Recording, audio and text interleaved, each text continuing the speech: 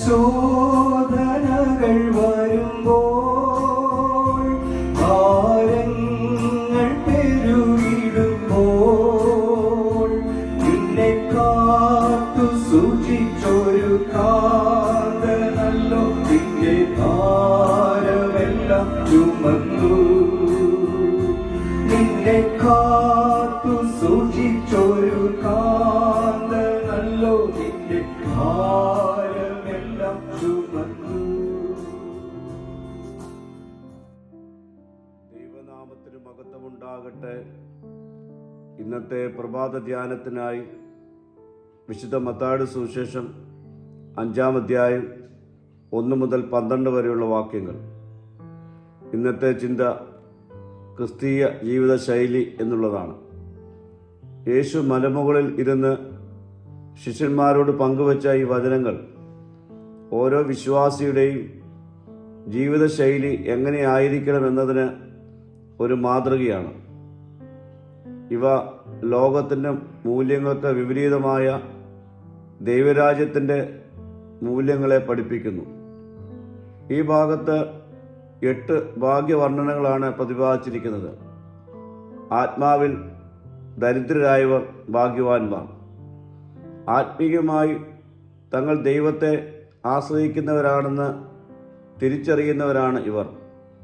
ദൈവ കൃപയില്ലാതെ നമുക്കൊന്നും ചെയ്യാനാവില്ലെന്ന് സമ്മതിക്കുന്ന വിനയം. ഇവർ സ്വർഗരാജ്യം അവകാശമാക്കും. ദുഃഖിക്കുന്നവർ ഭാഗ്യവാന്മാർ.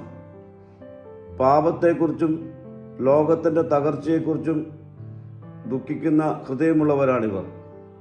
ദൈവം അവരെ ആശ്വസിപ്പിക്കും. സൗമ്യതയുള്ളവർ ഭാഗ്യവാന്മാർ. അഹങ്കാരമില്ലാതെ ക്ഷമയോടെ ജീവിക്കുന്നവരാണ്. അവർ ഭൂമിയെ അവകാശം പ്രാപിക്കും.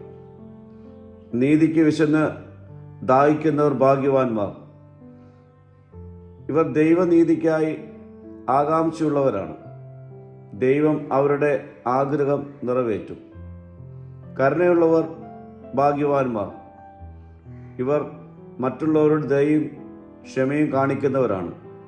അവർക്കാണ് കരുണ ലഭിക്കുന്നത്. ഹൃദയശുദ്ധിയുള്ളവർ ഭാഗ്യവാന്മാർ. ഇവർ അകത്തും പുറത്തും ശുദ്ധമായ ജീവിതം നയിക്കുന്നവരാണ്. അവരാണ് ദൈവത്തെ കാണുന്നത്. സമാധാനം ഉണ്ടാക്കുന്നവർ ഭാഗ്യവാന്മാർ. ഇവർ വിവാഹീയത ഇല്ലാതെയാക്കി സമാധാനം ഉണ്ടാക്കുന്നവരാണ്. അവർ ദൈവത്തിൻ്റെ മക്കളെന്ന് വിളിക്കപ്പെടും. നീതി നിമിത്തം ഉപദ്രവിക്കപ്പെടുന്നവർ ഭാഗ്യവാന്മാർ. ഇവർ ക്രിസ്തുവിന് വേണ്ടി നിന്ദയും പീഡനവും സഹിക്കുന്നവരാണ്. സ്വർഗരാജ്യം അവർക്കുള്ളതാണ്. ഈ ഭാഗത്തിലൂടെ ക്രിസ്തീയ ജീവിതത്തിൻ്റെ 6 ഗുണങ്ങൾ നമുക്ക് ലഭിക്കുന്നുണ്ട്. 1 വിനയമാണ്. അത് ദൈവാശ്രയത്തിലൂടെ മാത്രമേ ലഭിക്കുകയുള്ളൂ. 2 പരിശുദ്ധിയാണ്. അത് ഹൃദയ ശുദ്ധിയിലൂടെ ലഭ്യമാകും. 3 കരുണയാണ്. ക്ഷമയും ദയയും ഉള്ളവർക്ക് ലഭ്യമാകുന്നതാണ്. 4 നീതിയാണ്. ദൈവത്തിൻ്റെ ഇഷ്ടം അനുസരിച്ച് ജീവിക്കുന്നവർക്ക് ലഭിക്കുന്നതാണ്. 5 സമാധാനം. ബന്ധങ്ങൾ പുനഃസ്ഥാപിക്കുന്നതിലൂടെ ലഭ്യമാകുന്നു. 6 സ്ഥിരത.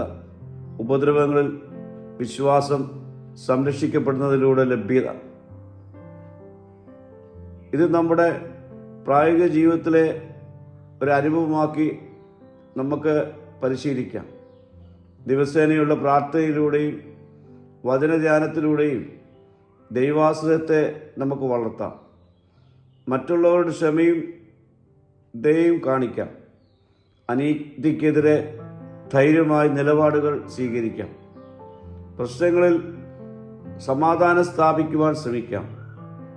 പരീക്ഷണങ്ങളിലും പീഡനങ്ങളിലും വിശ്വാസത്തിൽ ഉറച്ചു നിൽക്കാം. പ്രിയരെ, ലോകം ശക്തി, സമ്പത്ത്, പ്രശസ്തി എന്നിവയെ മഹത്വപ്പെടുത്തുമ്പോൾ വിനയം, കരുണ, പരിശുദ്ധി, നീതി എന്നിവയാണ് യഥാർത്ഥ ധന്യതയെന്ന് ഈ ഭാഗത്തിലൂടെ യേശു നമ്മെ പഠിപ്പിക്കുവാൻ ശ്രമിക്കുകയാണ്. ഈ നോമ്പ് നാളുകളിൽ കർത്താവ് പഠിപ്പിച്ച ഈ ജീവിതശൈലിയിലേക്ക് രൂപപ്പെടുവാൻ നമ്മെ തന്നെ ഈ നാളുകളിൽ ഒരുക്കി കൊടുക്കാം. പ്രാർത്ഥിക്കാം. കർത്താവെ, നീ പഠിപ്പിച്ച ജീവിതശൈലിയിൽ വളരുവാനുള്ള കൃപ എനിക്ക് നൽകണമേ. മഹത്വം നീ എടുക്കണം. യേശുവിൻ്റെ നാമത്തിൽ തന്നെ. ആമീൻ.